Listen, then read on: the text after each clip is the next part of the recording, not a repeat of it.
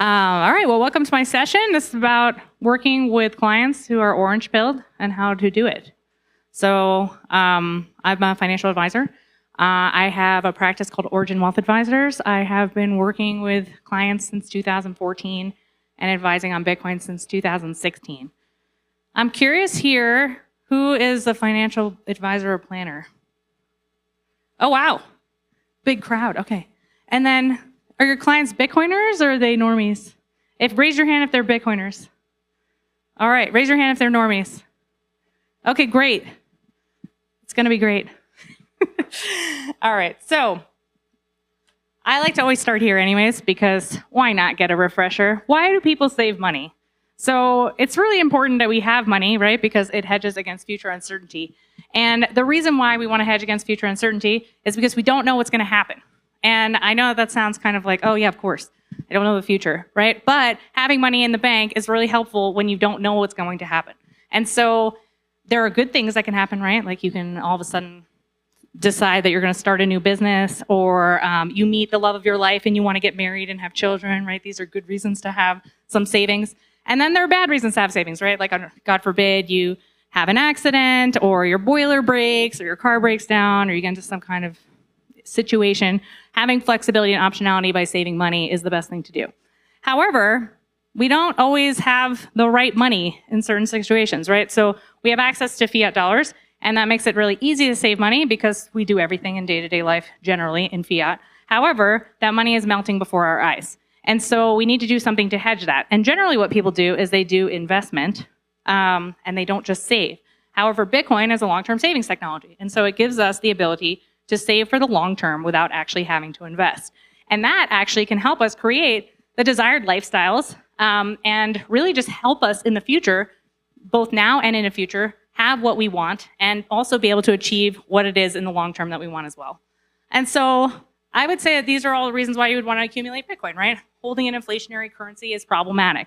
You don't want to end up just only holding fiat, because fiat is just melting before your eyes. The worst case scenario would be that you go to your job, you earn a bunch of money, you put it in your mattress, right? I don't think anyone really does that anymore because now they're paid via ACH, but a lot of people just keep it in their bank account and they don't know what to do. Or somebody told them to open a Roth IRA, and so they open the Roth IRA and then they just put fiat in and they don't do anything with it, right? We've heard about some of these people. And so it's really important that we have some way to hedge against inflationary currency. But long-term savings is not the same as investment. And I feel like this often gets conflated, is that people think, okay, well, I have the S&P 500, that could just be my savings account. And the reality is that holding investments is not saving, right? You take on all sorts of risk just by holding investments. And so you can say, okay, well, there's a risk associated with Bitcoin, obviously, and that's why it's a long-term savings technology and not a short-term savings technology. But investing also requires a lot of time, energy, and talent to do. And so a lot of people like to, tell you what their best trade is, but they don't tell you like the 10 bad ones they just did, or you get people who, they're constantly saying that they can beat the market, right? But even the best of investors, under the best circumstances, they have bad years or they have bad decades, right? And so it's very, very difficult for managers even to survive long-term market conditions, let alone the average everyday person who goes to a job, probably has a family, is going to come home at night, and then what are they going to do? They're going to start doing a discounted cash flow valuation model after they've been, drilling in someone's mouth because they're a dentist all day. It's a little complicated, right? But unfortunately, because we've got this inflationary currency, we have to do that because we have to put our money to work right away. And so that's where people like me and all the other financial advisors in this crowd who raise their hand, where we become relevant, is that we say, okay, come, we'll help you and we'll allocate your money as quickly as possible. That way inflation won't hurt you. I've actually seen some of these slides from like these investment places where literally the first slide is like showing why you need to allocate as quickly as possible. And it's literally because of this, because investing requires time, energy, and talent, and most people don't have any of these. So that's really the issue. And then investing just might not be profitable enough, right? So you might find the right investment, but the timing might be wrong. And so what happens to people is like, maybe they keep cash around for a really long period of time looking for that right investment, but in the meantime, their cash is losing value. And then they finally find that good investment, and then they put it in that, and they actually do really well. That actually does happen to people, and it's amazing. But because they waited so long, they actually missed out on market returns or Bitcoin returns or whatever else it was, and they actually end up underperforming the market. Okay, So I think everyone here is a Bitcoiner, yeah? Or we got anybody doing XRP? No? Boo? Okay. Okay, well, be Bitcoin only. We don't really have to spend so much time on this. But really, like, if we think about it, right, Bitcoin is providing the three functions of money, right? So it's a medium of exchange, it's a unit of account, and it's a store of value. And you want all three things. And while we can argue about about what's going on currently in the market and whether or not it serves as a good unit of account or a really good medium of exchange, right? It's a very good store of value. I think that everyone can kind of agree upon that. It still is providing all three functions of money. It's just going to evolve over time. And also, really, the code opts for stability and reliability, which is what you want. It's the opposite of altcoins, where the code is opting for innovation, right? And so when you're opting for innovation, you can have bugs, you can have problems, you can have issues, right? Bitcoin is not doing that. And it's the only known monetary supply that's actually auditable. No other coin can really say that, I'll be honest. So you can ask them, but most of them don't really have an answer to that. The supply cap is generally an issue too. But I think if we look at the next slide, which is what I think most financial advisors come into conflict with their clients, is, okay, well, what are we investing in and how are we doing it, right? So there's Bitcoin and then there's every other asset class. And so every other asset class does have risks associated with it, right? So, I mean, stocks right away, you've got the beta risk of the market, you've got systemic risk from that specific stock, you've got the company is competing with other companies, they need to create a mode of some kind. If they can't do that, then they might not be able to compete properly. I think there's a huge list of risks that are associated with a stock, which is why investing is not synonymous with saving. And same thing with bonds, right? There's interest rate, there's a risk, there's counterparty risk, there's all sorts of risks associated with bonds that you don't necessarily have when you just hold money.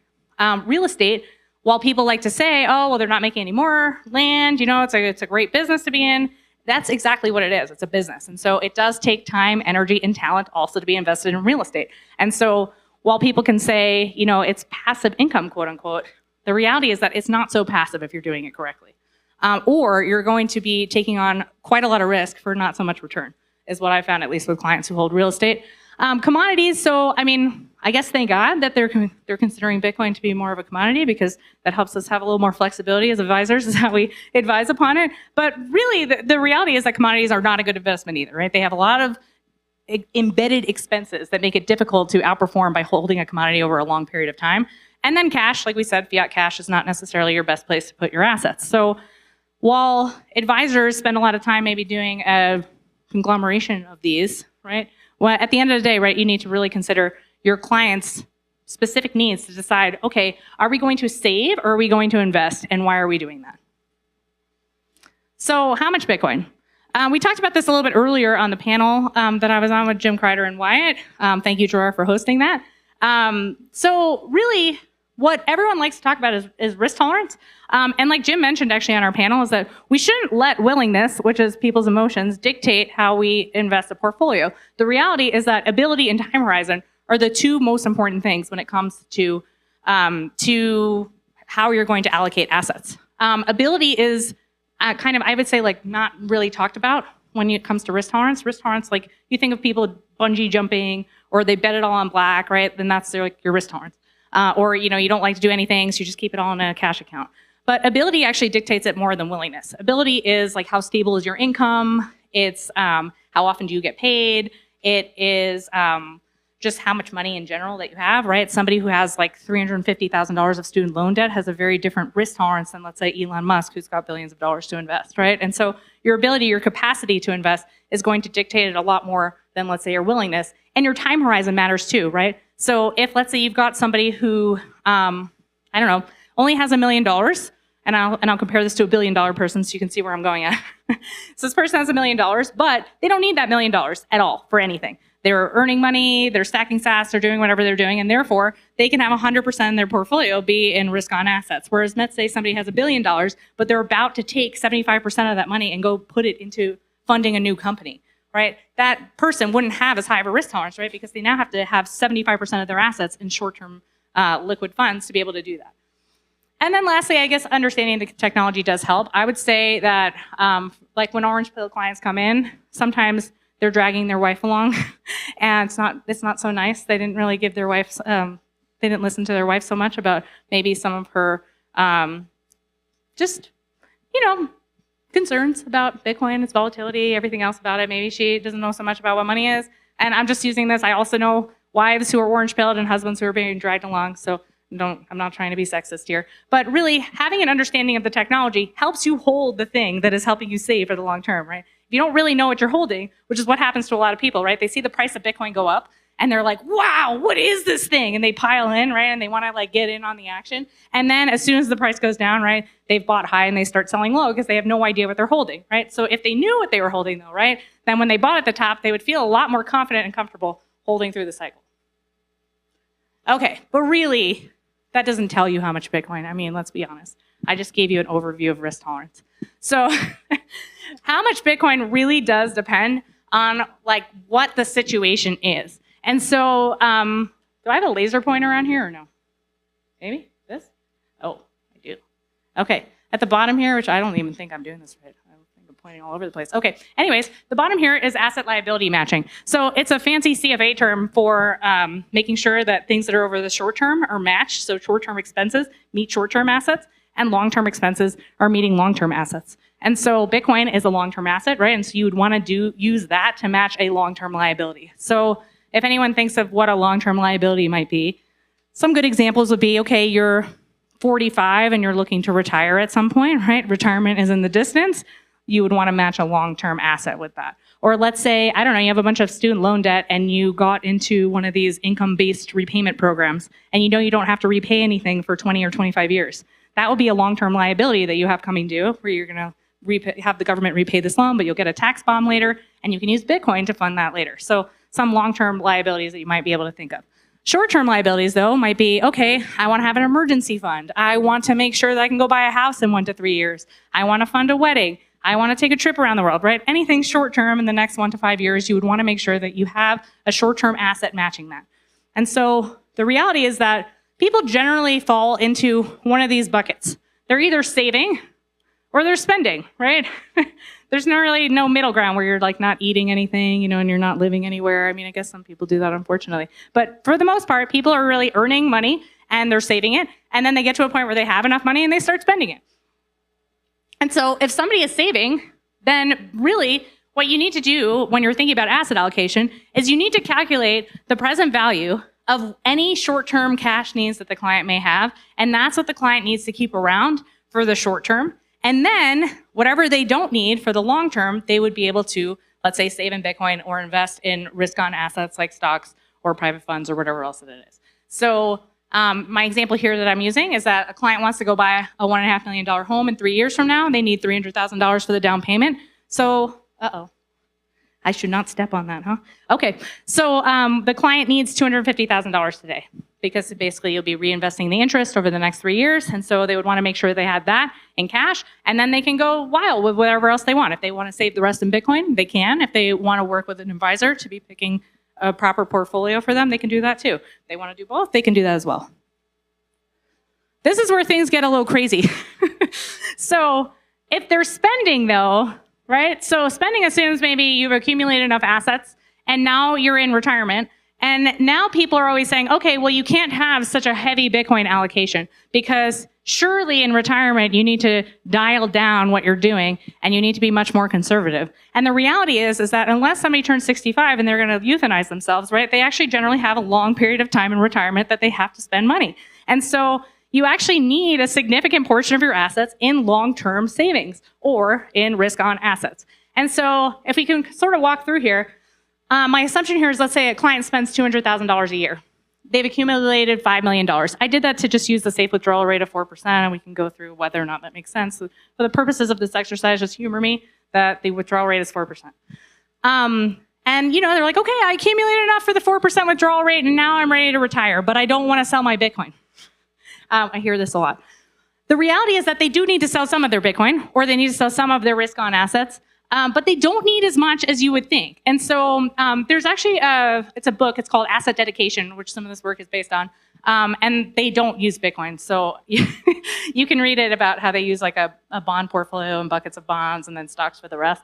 But the idea is that they've sort of honed in on this 8-year number as that like market returns are such that you can get through any 8-year period of time and then you can replenish buckets from your stock bucket into your bond bucket. And what I'm doing here is I'm taking their research and I'm applying it to Bitcoin. And basically what I'm saying is that if you want to be aggressive, actually, you can go with a 5-year instead of an 8-year. And you could be 84% in Bitcoin while still making sure that you have 5 years worth of cash. So I think that that to me was sort of mind blowing in my head. And then when you do the math on a bond portfolio with stocks, it actually comes out similar. So, which I thought was kind of funny. But yeah, so on the aggressive side, right, you could still be 84% Bitcoin and have quite a big nest egg available to you to weather, let's say, a cycle that Bitcoin has been through. If you want to be more conservative and you want to have 8 years, you could still be 76% Bitcoin, which is kind of crazy. And if you want to be extremely conservative, if you want to have 10 years worth, you're still 72% Bitcoin. So the reality is that when people are talking about these 2 to 3% allocations to Bitcoin, I kind of have to laugh because it's yeah, okay, it's a market weight relative to all the other assets. But if you actually want to be saving for the long term and you want to make sure your assets are supported over the long term and you don't need these assets for a long period of time, what's the best asset to hold over a long period of time? And for most people, that's going to be Bitcoin, right? If they don't need to touch those assets and they're already going to be taking some kind of risk and they're already going to be needing to hold this for a long period of time, then you want to be putting that in the place where you get the most bang for your buck, right? But you want to be doing it responsibly. You want to do it in a way where you at least have your expenses covered over the short term. And if you want to add to that, so what I also find is that people, so this is a very simple example, obviously, but when people retire, they also want to be able to do different things. So maybe they spend $200,000 a year, but they know 1 year they're going to spend 30 grand on something extra, and then another year they're going to spend 50 grand on something extra, right? So you can throw that into your calculations and still calculate it out. So you have that 5-year time horizon while still preserving the risk-on portion of the portfolio. Okay, crickets, are we okay here? Okay. Okay. So I actually want to step back here. I use the blended bond rate of 7%, and I want to kind of get to how we got that because right now rates are 3%. So you're why do you have so little fiat? And the answer is this. So just to give you sort of an idea of what's going on in the preferred stock market, there's preferred stocks out now, and I think that this is probably the first of many. And we're using it in our portfolios. So Strategy has a bunch of different perpetual preferred stocks, which means that they have no maturity date.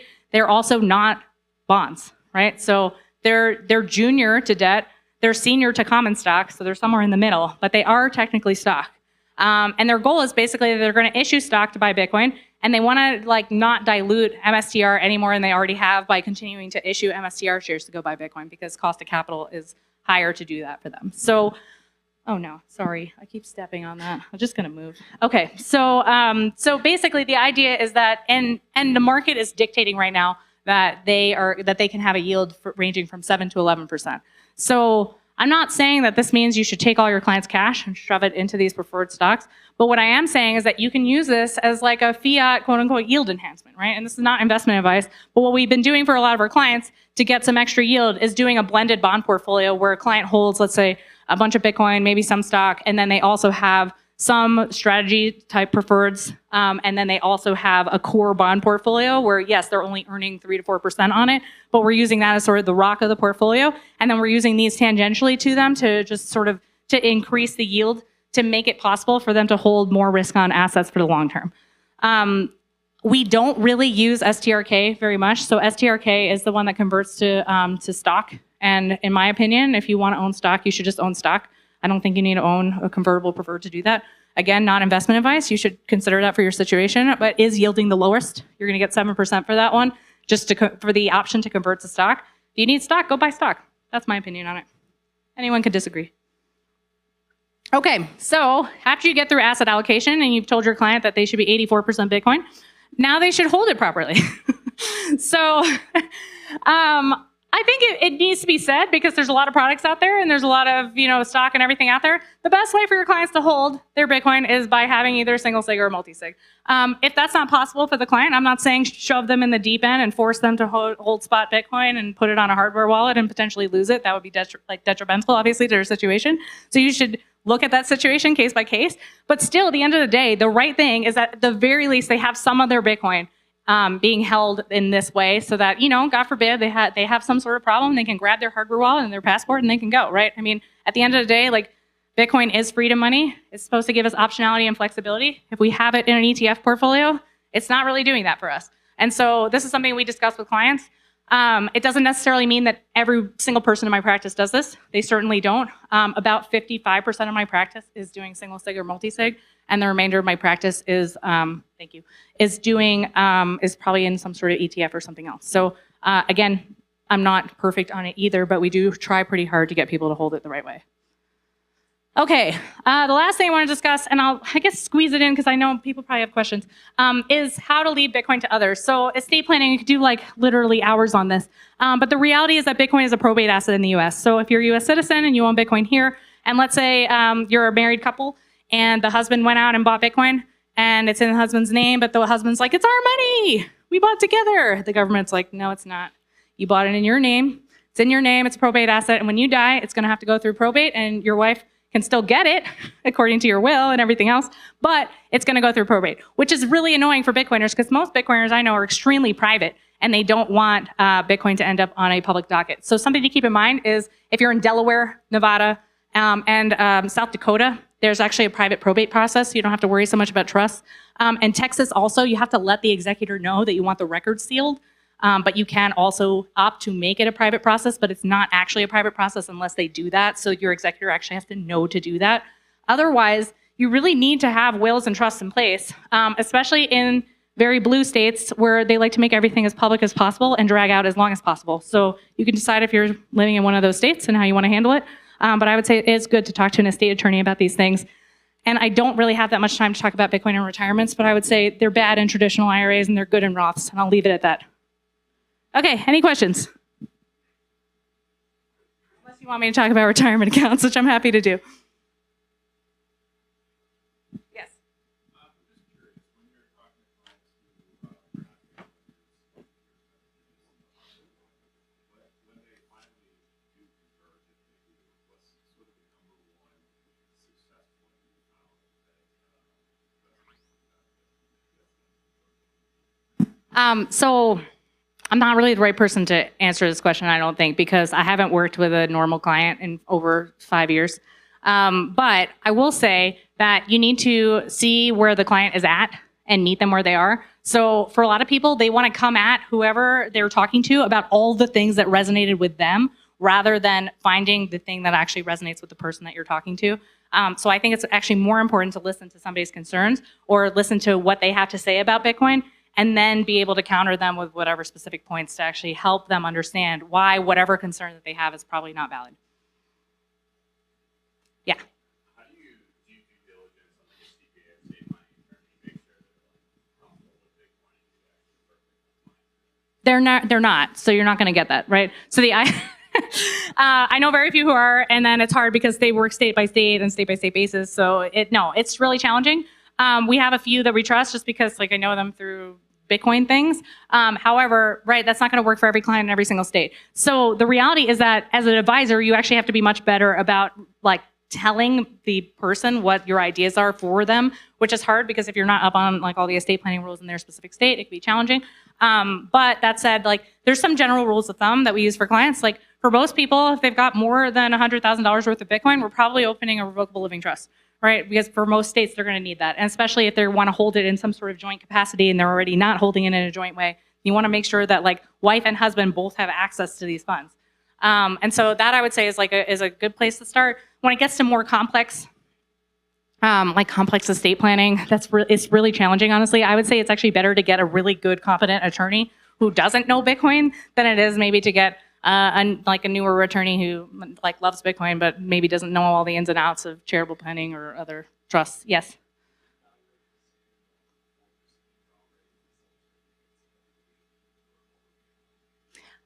I hate the 4% withdrawal. I could spend an hour on that. I'm more conservative. In all honesty, we use between 2 and 3%, and that you can spend in better years. But the idea, excuse me. The idea really is that you want to be calculating basically price targets for clients of when, quote unquote, you want to basically sell out and fund that 5 to 8 year period of time that you're going to need. So that's actually more relevant, than I would say it's going to be for The withdrawal rate itself doesn't matter so much if you're funding these buckets properly. So if you create, let's say, a 5 to 8 year time horizon, right, and then Bitcoin starts going up and they're spending their money, and now all of a sudden they have 4 years, right? Now you should be taking from Bitcoin going up and replenishing that 5 years, so that when we're in this downturn, you don't have to start replenishing. So that's the idea of like you constantly want to be moving the goalpost on that 5 to 8 years. I hope that helps. Yeah. And so when you are selling Bitcoin to people like cash or something like that, can you just clarify again? You're not actually holding cash. You're recommending potentially holding on to like one of these preferred stocks as like your cash, or are you actually No. I'm recommending that people have a bond portfolio and that they use preferreds with that bond portfolio to get yield enhancement. But no, and the reality is that people should be holding a short-term bond, like bond fund type style portfolio, or a bond ladder where you're getting a short duration on it, so that like the bond ladder is coming due and you can use the funds from it, or you can combine that of like, you know, a bond fund plus plus preferred stock. Does that make sense? Oh, absolutely. Yeah. I'm constantly berating people into having an emergency fund, and people on Twitter are always telling me that I'm a loser and I don't know what I'm talking about. I'm used to that. Yeah, you should have 3 to 6 months at least. Yeah. I'm sorry, I didn't hear you.